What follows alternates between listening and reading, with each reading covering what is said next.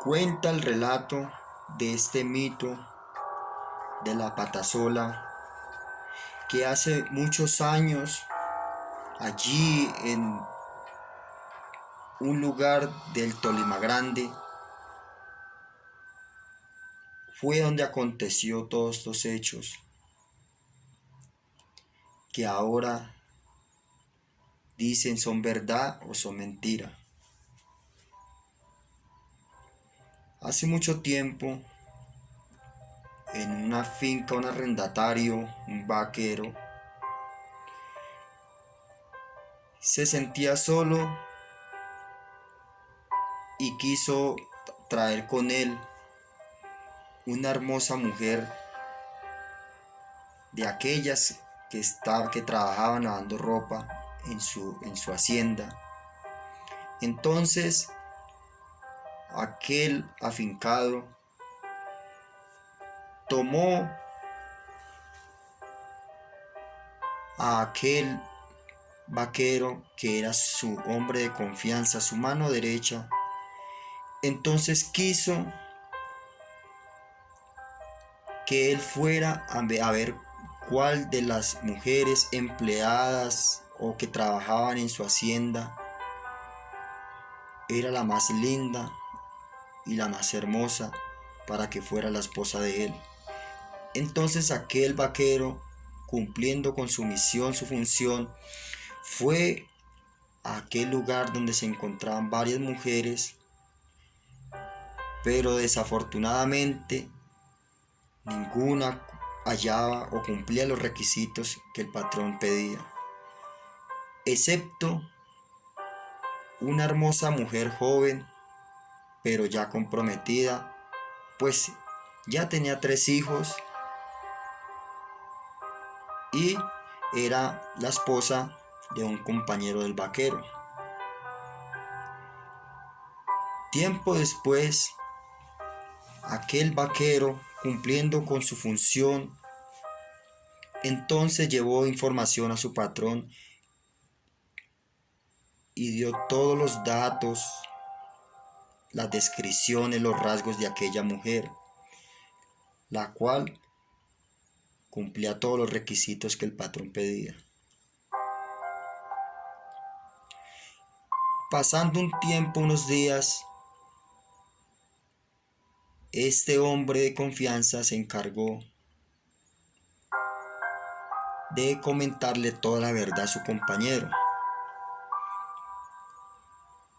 Entonces aquel esposo vaquero empezó a sentir a su esposa extraña, rara, indiferente. Ya su ropa no quedaba bien lavada como lo hacía de costumbre.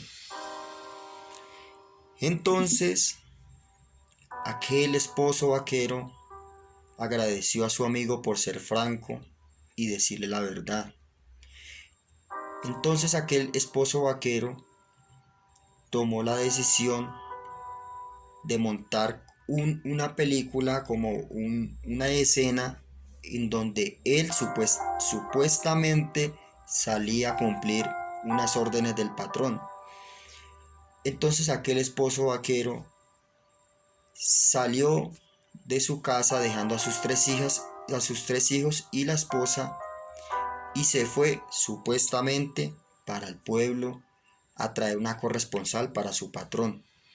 Pero todo era una escena en donde él solamente estaba organizando todo para sorprender a su esposa en los hechos. Después, supuestamente el vaquero esposo salió de su casa, supuestamente al pueblo, y como a las 9 de la noche llegó a su casa y no la encontró.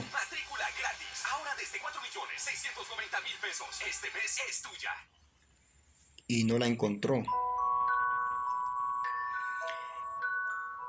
En las horas de la madrugada llega su esposa como si nada hubiera pasado y le pregunta a su esposo que dónde se encontraba. ella con naturalidad, sin sorprenderse de nada, dijo que estaba lavando supuestamente una ropita. Pero ya el marido todo ya estaba en la mente. Esa noche no aconteció nada. Días después, el esposo volvió a sacar la excusa de que tenía que salir, supuestamente, al pueblo a cumplir una orden de su patrón.